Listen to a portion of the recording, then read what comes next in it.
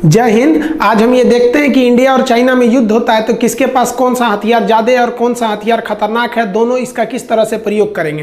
तो सबसे पहले हम ये देखते हैं कि इंडिया और चाइना के बीच में दोनों की आर्मी की रैंकिंग कितनी है। तो दुनिया में अमेरिका टॉप नंबर पे है, दूसरे नंबर पे रसिया, तीसरे नंबर पे चाइना आता है, चौथे नंबर पर इंडिया आता है। रैंक के हिसाब से ज़्यादा का अंतर नहीं है। अगर आप इंडेक्स देखेंगे तो ग्लोबल फायर पावर इंडेक्स में जिसका रैंकिंग जितना कम रहता है इंडेक्स में, वो उतना ज़्यादा पावरफुल माना जाता है। चाइना का कम है 0.6, इंडिया का 0.9। यहां आपको भले लग सकता है कि चाइना पावरफुल है, आगे देखते चलेंगे, जब तक पूरा नहीं देखेंगे आपको समझ में नहीं आएगा और आप भी चाइना के $10 बिलियन जो खर्च कर रहा है चाइना, उसी जाल में आप भी फंस जाएंगे। चाइना पूरी दुनिया के मीडिया में जो पैसे देता है रिश्वत के रूप में या अपनी प्रॉपर्टी को दिखाने के लिए, अपनी तारीफ कराने के लिए, अपनी क्षमता को दर्शाने के लिए, वो $10 बिलियन है। चाइना का जो सबसे बड़ा प्लस पॉइंट है वो उसकी इकोनॉमी है। उसका बजट बहुत ज्यादा है, $237 बिलियन, और हम लोग का बजट उसके आगे बहुत ही कम है। हमसे उसका रक्षा बजट 4 गुना ज्यादा है, $61 बिलियन है। इसमें हम एक डेडिकेटेड अलग से वीडियो बनाएंगे। यही हमारी इंडियन आर्मी के लिए सबसे बड़ा सरदर्द है, बाकी कोई टेंशन नहीं है चाइना और इंडिया से।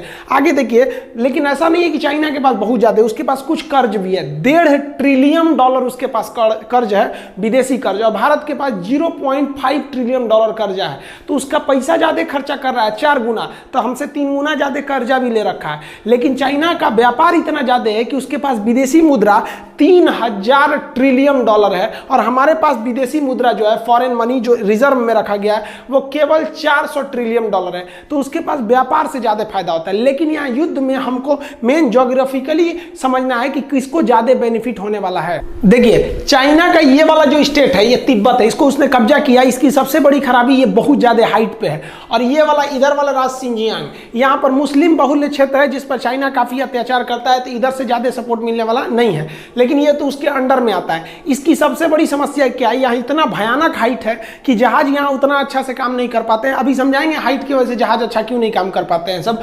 दूसरा कि चाइना को अपनी आर्मी को 2 तरह से ट्रेन करना है। एक चाइना के लिए सबसे बड़ा कंट्रोवर्सी है, उसके लिए अमेरिका। चाइना अमेरिका के लिए भी प्रिपेयर रहता है, इसलिए उस ढंग से तैयारी करता है, और इंडिया के लिए। लेकिन इंडिया अपना मेन थ्रेट चाइना को मानता है, इसलिए इसके जितने भी हथियार है वो चाइना को ध्यान में रख के किए गए। इसलिए इंडिया के हथियार आपको कम दिखेंगे क्योंकि हमारे पास सिंगल दुश्मन है। और पाकिस्तान की तो बातें छोड़िए उसको।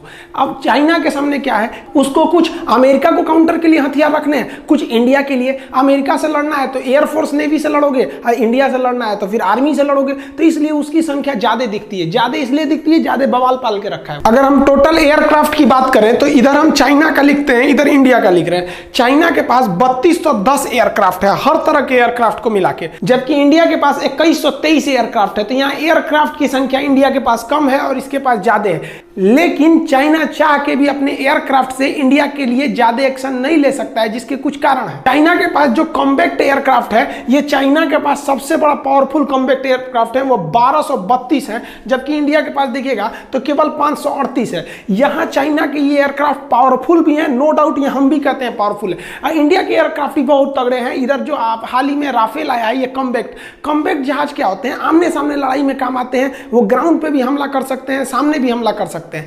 लेकिन चाइना के ये कॉम्बैक्ट एयरक्राफ्ट और इंडिया के एयरक्राफ्ट में सब बहुत ज्यादा हथियार भर जाते हैं, जिस वजह से इसका वजन बहुत भारी हो जाता है। लेकिन चाइना का ऊपर जो इंडिया से सटने वाला तिब्बत का एरिया है, वो 4000 से 5000 मीटर की ऊंचाई पर है। वो ऑलरेडी उतनी ऊंचाई पर है, उसके बाद से जहाज को ऊंचा जाना है 5000 मीटर। और अब इतनी हाइट पे जाने की वजह से इसमें जेट इंजन लगा रहता है, और जेट इंजन की खासियत क्या होती है कि उसे ऑक्सीजन चाहिए। बिना ऑक्सीजन के उसका अंदर का पेट्रोल जलेगा ही नहीं। वो रॉकेट इंजन थोड़ी है जो अंतरिक्ष में चला जाए। जेट इंजन को ऑक्सीजन चाहिए, और ये जमीन खुद ही 5000 मीटर की ऊंचाई पर है, और 5000 और जाइएगा तो उतने ऊंचाई पर ऑक्सीजन लेवल बहुत ही घट जाता है, जिस वजह से उसकी इंजन की क्षमता घट जाती है। अब इंजन की क्षमता घट जाएगी तो आप चाह के भी आपकी ये 4थी पीढ़ी का जहाज और 5वीं पीढ़ी का जहाज किसी काम का नहीं रह गया। मान के चलिए कि आपकी क्षमता बहुत ज्यादा है, लेकिन ऑक्सीजन की कमी से आपका इंजन ही काम करना छोड़ देगा, जिस वजह से आप चाह के भी ज्यादा हथियार नहीं ले सकते हैं, ज्यादा हाइट पे नहीं जा सकते। सकते हैं। और अब तो उतना पार करके अगर आप आइएगा इंडिया की ओर, तो एक तो पहले ही आप तो कम लोड उठाए ही थे, रास्ते में भी आपका कुछ फ्यूल खत्म हो गया। अब इंडिया की ओर ऐसे कोई पहाड़ वगैरह नहीं है, यहाँ की जो एयरफोर्स है वो भूखे मुंह बैठी हुई है। आइए, ये फुल कॉम्पैक्ट कैपेसिटी के साथ अपने थर्ड और फोर्थ जनरेशन के साथ ही आपके फिफ्थ जनरेशन की जहाजों की तुलना कर सकते हैं। तो यहाँ ज्योग्राफिकली ड्रॉबैक चाइना के साथ बहुत बड़ा है, ये उसके लिए सबसे बड़ा सरदर्द है। चाइना के पास जो अटैक एयरक्राफ्ट है ये काफी तगड़े हैं। इसका जो J-20 एयरक्राफ्ट है 5वीं पीढ़ी का, बहुत ही तगड़ा है। वो एक साथ 12 टारगेटों पर हमला कर सकता है, जबकि भारत का अटैक एयरक्राफ्ट सुखोई एक साथ 16 टारगेट पर हमला कर सकता है। ये 16 का 16 मारेगा। और ये चाइना के साथ यहाँ फिर एक समस्या ये हो जाती है कि चाइना को तिब्बत पार करके आना है, उसके बाद वो इंडिया पहुंचेगा। तिब्बत पार करने के बाद भी उसको 100-200 किलोमीटर उड़ान भरने के बाद ही वो इंडिया पहुंचेगा। तो अब वो उसकी क्षमता है 12 मारने की, उस पे से वो आधा लेके आएगा 6, तब ना यहाँ आएगा। यहाँ 16 लेके बैठा है। तो आप कितना भी तगड़ा एयरक्राफ्ट बना लीजिए, प्रकृति के आगे आप नहीं लड़ सकते हैं। युद्ध में ट्रांसपोर्ट बहुत बड़ा मायने रखता है। कौन पहले ट्रांसपोर्ट में पहुंचता है? तो ट्रांसपोर्ट विमान चाइना के पास 224 है और इंडिया के पास 250 ट्रांसपोर्ट विमान है। इसके पास विश्व प्रसिद्ध C-17 ग्लोब मास्टर है, जिसकी क्षमता बहुत ही ज्यादा है। और चाइना को यहाँ फिर दिक्कत होगा कि हैवी लोड आप कम ऑक्सीजन से उठा ही नहीं सकते हैं। तो इसके पास आप इस तरह से देखेंगे तो इसको यहाँ पे भी दिक्कत का सामना करना पड़ेगा। जो हेलीकॉप्टर होते हैं उसका तो प्रिंसिपल यही है कि वो हवा के थ्रस्ट पे ही उड़ते हैं, ऊंचाई पे जा सकते हैं। और यहाँ पर ऑक्सीजन लेवल घटने की वजह से हवा का थ्रस्ट भी नहीं रह जाता है। और चाइनीज हेलीकॉप्टर की संख्या ज्यादा है, 911 है, और इंडिया के पास केवल 722 हेलीकॉप्टर है। लेकिन यहाँ इंडिया भारी पड़ेगा, क्योंकि इंडिया के पास 2 बहुत ही घातक हेलीकॉप्टर है, जो मतलब बहुत हैवी हेलीकॉप्टर है। एक Mi-17 V5 और दूसरा चिनूक आ गया है। चिनूक के पास डबल डिस्क है। हेलीकॉप्टर के डायना को डिस्क कहते हैं। ये डबल डिस्क है, इसकी सर्विस सीलिंग ज्यादा है, लोड कैपेसिटी भी ज्यादा है। डिस्क मतलब डायना, सर्विस सीलिंग मतलब ज्यादा हाइट पे जा सकता है, क्योंकि 2-2 डायना है इसके पास, और ज्यादा चीजों को ये उठा सकता है एक ही बार में। जबकि चाइना के हेलीकॉप्टर के पास सर्विस सीलिंग की क्षमता कम है, क्योंकि इनके पास अधिकांश हेलीकॉप्टर सिंगल डिस्क के ही हैं। आर्मी को बढ़त देने के लिए अटैक हेलीकॉप्टर काफी जरूरी होते हैं। चाइना के Y-20 हेलीकॉप्टर जो है, उनके पास अटैक हेलीकॉप्टर 281 अटैक हेलीकॉप्टर है, जबकि भारत के पास महज 23 अटैक हेलीकॉप्टर है। लेकिन इस अटैक हेलीकॉप्टर के साथ Mi-24 और अपाचे हेलीकॉप्टर को शामिल करने के बाद भारतीय एयरफोर्स का अपाचे हेलीकॉप्टर विश्व प्रसिद्ध है। इसने कई युद्धों में अपनी जंग को दिखाया है, जबकि चाइनीज हेलीकॉप्टर अभी किसी भी लड़ाई को नहीं लड़े हैं। एक बात बताइए, आप खूब अच्छे से एग्जाम की तैयारी कर लीजिए, जगह जगह टेस्ट माराइए, इस कोचिंग में उस कोचिंग में टेस्ट दे दीजिए, लेकिन क्या आप गारंटी दे सकते हैं कि आप एग्जाम में पास होइएगा? देखिए, टेस्ट देना अलग होता है, प्रैक्टिस देना अलग होता है, लेकिन एग्जाम को सॉल्व करना अलग होता है। तो इन हेलीकॉप्टरों को युद्ध लड़ने का कोई अनुभव नहीं है, जबकि अमेरिका से आयातित ये Apache helicopter Afghanistan, Iraq, Libya, Syria हर जगह अपनी काबिलियत को दर्शा चुके हैं। दूसरा, इस हेलीकॉप्टर के अंदर सर्विस सीलिंग ज्यादा है, और इसका जो एमुनिशन, जो आगे गनर हथियार होता है, वो पायलट के डायरेक्ट आंख से अटैच होता है। जिधर पायलट देखेगा, इसका जो बंदूक है वो उधर ही घूम जाता है, निशाना लगाने की जरूरत नहीं है। अगला एक और चीज कि ये 9mm की बंदूक की गोली को भी झेल सकता है, और इसमें जो हॉट स्पॉट यानी मिसाइलों को लगाने की जगह है, ये इससे 3 गुना ज्यादा है। यानी हेलीकॉप्टर के मामले में अभी पूरी दुनिया में अपाची के आगे कोई नहीं टिक सकता है। और ये जो अपाची है, ये एकदम नीचे नीचे उड़ान भर सकता है, जिस वजह से ये रडार में भी नहीं आएगा, और ये क्षमता इसके पास नहीं है। ओवरऑल चाइनीज जो एयरफोर्स है वो संख्या में आगे है, लेकिन उसके सामने एक प्राकृतिक समस्या, दूसरी उसकी टेक्नोलॉजी वर्ल्ड लेवल की नहीं है। हमारे पास कम ही है, लेकिन टेक्नोलॉजी ज्यादा है। और वैसे भी चाइनीज सामानों पे कितना भरोसा करते हैं, सोच रहा चल गया तो चांद तक, नहीं चला तो शाम तक।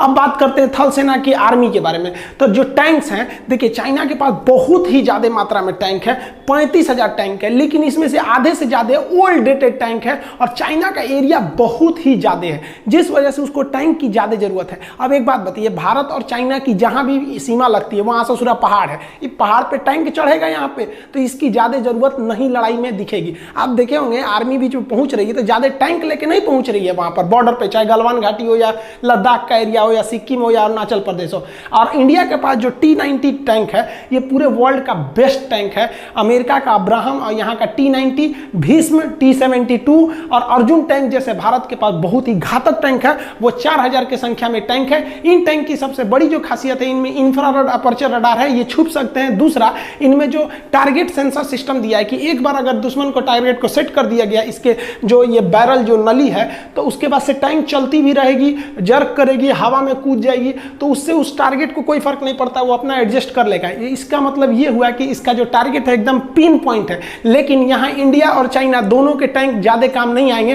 टैंक बेसिकली चाइना बॉर्डर पे नहीं बल्कि पाकिस्तान बॉर्डर पे ज्यादा यूज किए जाएंगे। आर्मर्ड व्हीकल की बात करेंगे तो ये एक ऐसा गाड़ी होता है जो बुलेट प्रूफ होता है। इसके अंदर सैनिकों को बैठाकर दूसरे जगह पे ले जाया जाता है। तो इंडिया के पास जो आर्मर्ड व्हीकल है वो 8,000 साढ़े 8,000 की संख्या में है, 8686 है। जबकि चाइना के पास ऐसे आर्मर्ड हथियार 33,000 है। इस आर्मर्ड हथियार की चाइना की ज्यादा जरूरत है। क्यों? क्योंकि चाइना के पास विवाद ज्यादा है। उसको हांगकांग संभालना है तो इन्हीं से उसको आर्मी को भेजना है। सिंजियांग में दिक्कत है, जबकि इंडिया में आर्मी को इंटरनल कंट्री में कोई दिक्कत नहीं है, चाइना को ज्यादा दिक्कत है। गलवान घाटी में आए थे लोग, चाइना वाले लोग कॉम्बैक्ट लेके देखिए उलाट दिया सब इंडियन आर्मी वाला। कुछ ससुरे कमेंट कर रहे हैं कि चाइना का नहीं मरा। अरे बकलोल, अमेरिका ने स्पष्ट कह दिया है कि उसने सैटेलाइट से देख के बता दिया है कि एम्बुलेंस की आवागई ज्यादा थी, वहां पर लेफ्टिनेंट कमांडर रैंक का अधिकारी मरा है और 40 से ज्यादा मौत हुई है। इंडिया में जब हम नेक्स्ट पिछला वीडियो बनाए थे तो उसमें 3 बताए थे। इंडिया में लगभग 20 जवान शहीद हो गए हैं। अभी ये संख्या घट बढ़ सकती है, इस पर ये अभी लास्ट डाटा नहीं है।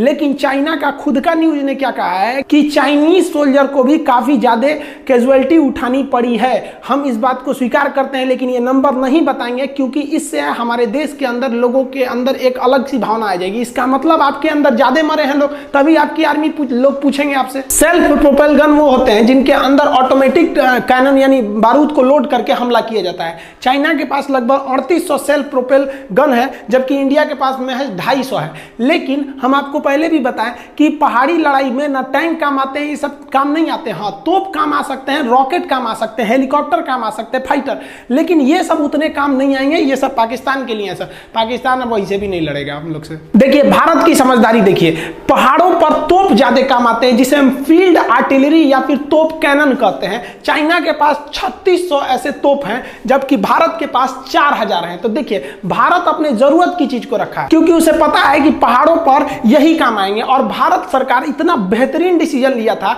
कि पहाड़ों पर इनको लेके कैसे जाइएगा उतनी ऊंचाई पर। तो हम जो आपको चिनूक हेलीकॉप्टर दिखाए, इस चिनूक हेलीकॉप्टर से इन फील्ड आर्टिलरी गन को उठा के आप कहीं भी रख सकते हैं। तो ये प्लस पॉइंट है हमारे लिए। पहाड़ों पर रॉकेट लॉन्चर बहुत काम आएंगे। यहां चाइना को बेनिफिट है कि उसके पास 2650 ऐसे मल्टी बैरल रॉकेट लॉन्चर है जो एक साथ मिसाइलों को, रॉकेटों को दाग सकते हैं। जबकि भारत के पास भी है, भारत के पास Pinaka multi barrel rocket launcher है, लेकिन इसकी संख्या महज 266 है। यहां भारत को एक निगेटिव स्थिति का सामना करना पड़ेगा। मीडिया के द्वारा, फेसबुक के द्वारा आपके ऊपर एक दबाव बनाया जाता है कि चाइना बहुत खतरनाक है, उसकी आर्मी ज्यादा है, घंटा आगे है। देखिए कैसे चाइना के पास जो एक्टिव आर्मी है वो 21 लाख है। आपको यह संख्या जरूर ज्यादा लगेगा, लेकिन भारत के पास एक्टिव आर्मी 14 लाख है। तो आप कहेंगे 14 लाख, ये 21 लाख। चाइना के पास जो रिजर्व आर्मी रखी गई है वो 5 लाख रखी गई है। तो 21 5 कितना हुआ? 26। और भारत के पास जो रिजर्व में रखा गया है फौजियों को वो 21 लाख है। 14 लाख उधर, 21 लाख इधर, टोटल 35 लाख हो गई। पूरी दुनिया में सबसे बड़ी स्टैंडिंग आर्मी भारत की है। लेकिन आपको कभी यह एहसास नहीं होने दिया जाता है क्योंकि चाइना $10 बिलियन खर्च करता है। आप कभी भी फेसबुक, व्हाट्सएप इस सब पे चाइना की कोई बुराई नहीं सुन सकते।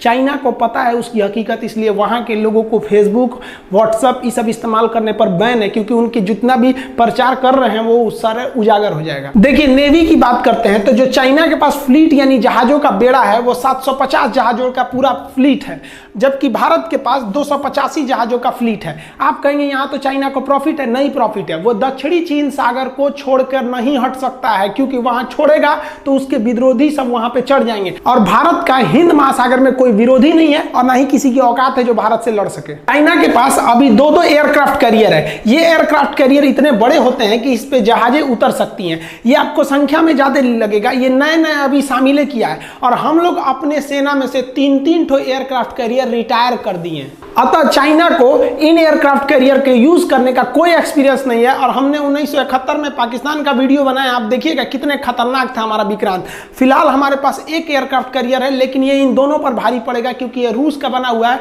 विक्रमादित्य काफी शक्तिशाली है और हम लोगों को नेवी का एक बहुत बड़ा एक्सपीरियंस है। देखिए